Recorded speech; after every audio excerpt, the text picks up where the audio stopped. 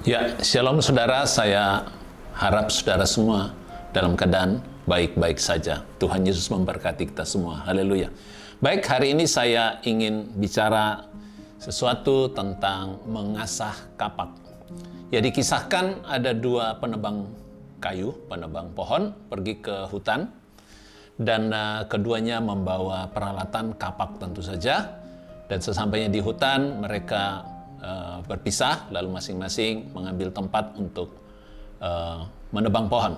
Dan mereka berjanji nanti mereka akan ketemu lagi di tempat yang sama. Dan setelah kemudian mereka masing-masing bekerja dari pagi sampai sore hari mereka bertemu dan mereka melihat ternyata bahwa hasil yang mereka dapatkan itu berbeda. Ada yang sedikit dan ada yang banyak.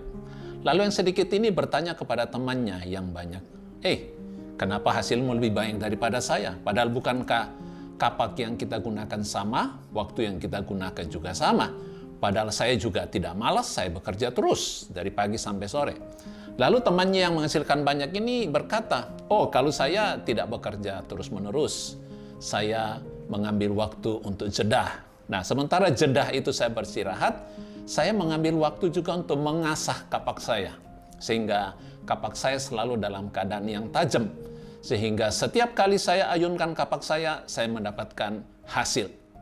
Nah, saudara, dari cerita ini seringkali kita mungkin melihat hidup kita mungkin ada di dalam keadaan yang mungkin kita berkata, aku sudah bekerja banyak, aku sudah berupaya dengan sekuat tenaga, tetapi kok hasilnya tidak banyak gitu. Mungkin kapak kita itu tumpul.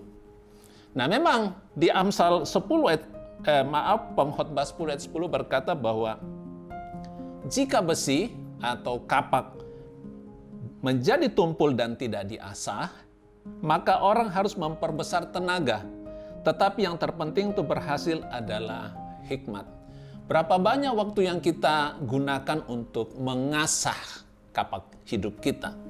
Seringkali kita tidak pernah memperhatikan, kita terus sibuk, kita terus beraktivitas, kita terus melakukan sesuatu yang kita anggap benar, dan kita tidak pernah berhenti rehat untuk mengasah kapak hidup kita, lalu hidup kita menjadi tumpul.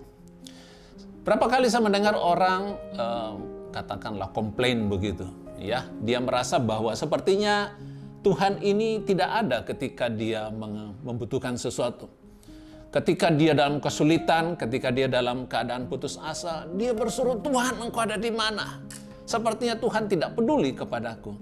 Tapi tunggu dulu, saudara. Apakah benar Tuhan tidak pernah menolong kita? Mungkin seringkali. Sebetulnya Tuhan sudah menolong. Tuhan sudah berbicara. Tetapi apakah pendengaran kita cukup untuk mendengarkan? Berapa banyak waktu yang kita investasikan untuk Tuhan? Seringkali ketika waktunya Tuhan meminta kita untuk rehat sejenak, mengasah ketajaman rohani kita, kita sibuk yang lain.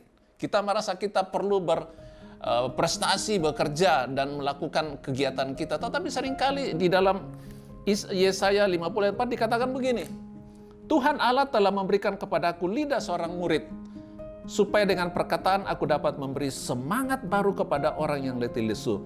Setiap pagi ia mempertajam pendengaranku untuk mendengar seperti seorang murid. Berapa banyak waktu yang Anda investasikan untuk mempertajam pendengaranmu kepada Tuhan? Berapa banyak waktu yang kita investasikan untuk mengasah ketajaman pendengaran kita akan Tuhan? Sehingga seringkali kita menjadi tumpul. Bukan Tuhan tidak bicara, bukan Tuhan tidak membuka jalan. Tetapi yang seringkali menjadi masalah adalah kita tumpul. Kita memperbesar tenaga, mengeluarkan banyak energi yang sia-sia, hasil sedikit, karena kita tidak tajam hidup kita. Nah, biarlah kita mengambil waktu, rehat sejenak. Berapa banyak waktu yang kita investasikan untuk mengasah ketajaman hidup kita? Setiap pagi? Atau setiap minggu?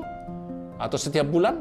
Atau mungkin tidak pernah sama sekali? Semua tergantung kepada Anda. Biarlah tetap kuat di dalam Tuhan. Tuhan Yesus memberkati. Amin.